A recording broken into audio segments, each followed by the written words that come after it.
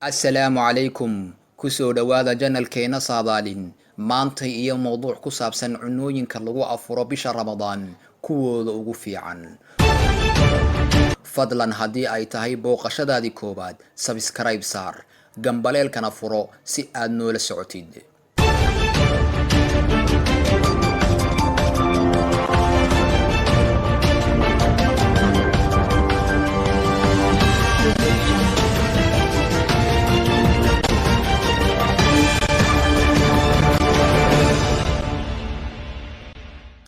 bisha Ramadaan waa bil ay soomaan ummadda islaamka waxa uuna qofku sooman yahay maalintii oo dhan. Marka la gaaro xilliga afurka waxaa laga doonayaa inaad ku afurtid cuntooyin nafaqo leh si jirkaagu u shaqeeyo si awood leh.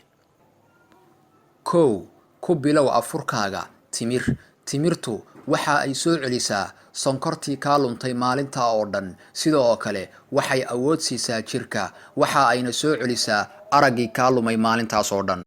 2 ku bilow afurkaaga biyuhu waxa ay faa'iido u yihiin caloosha, sidoo kale waxa ay sifeeyaan mindhicirada. Haddaba waa inaad ku afurtaa biyo aan shiidnayn ama aan qasnayn ama aan qaboobayn. waa in ay biyuhu noqdaan biyaha caadiga ee la cabo, waxa ayna faa'iido weyn u yihiin caloosha, waxa ayna sifeeyaan mindhicirada. 3 shurbada ama boorashka ama boorashku waxa ay faa'iido u yihiin jirka, waxaana ay soo celiyaan nafaqadii ka luntay, waxaana loo yaqaanaa good nutritional foods, cunooyinka ku fiican nafaqaynta.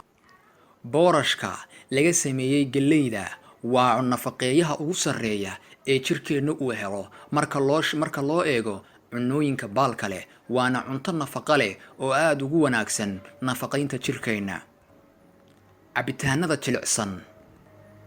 4 cabitaanada jilicsan sida qaraha, liin macaanta iyo waxyaalaha la mid ah waxaa iyagana ku jira nafaqooyin wanaagsan, waxaana lagu talinayaa inaadan iska badin ama aadan cabin cabitaan badan oo aad ka isticmaashid in kugu filan.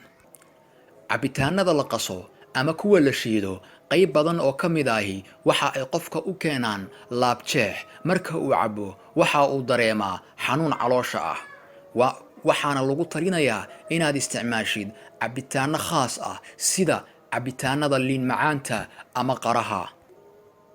4 green foods ama khudaarta cagaaran sida salarka, koostada ama kaabashka waxay u wanaagsan yihiin jirkeena, waxaana ay ka hortagaan calool fadhiga waxa loo yaqaano constipation.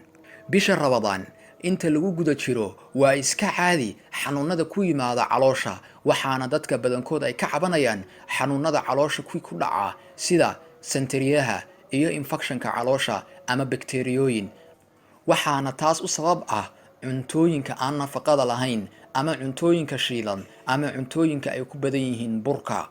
Daawade, ugu dambeyntii waxaan kula talinaynaa inaad isticmaashid biyo badan xilliga habeenkii ah, waayo jirkeennu waxa uu ku shaqeeyaa biyo aad u badan maalintiina ma aad isticmaalaysid wax biyo ah. taa beddelkeed waa inaad xilliga habeenkii ah isticmaashaa biyo badan. 2 ka dheerow cuntooyinka shiilan sida saambuuska, burka iyo waxyaalaha la midka ah, waxa ay qofka ku keenaan laabjeex ama gaas waxa loo yaqaano.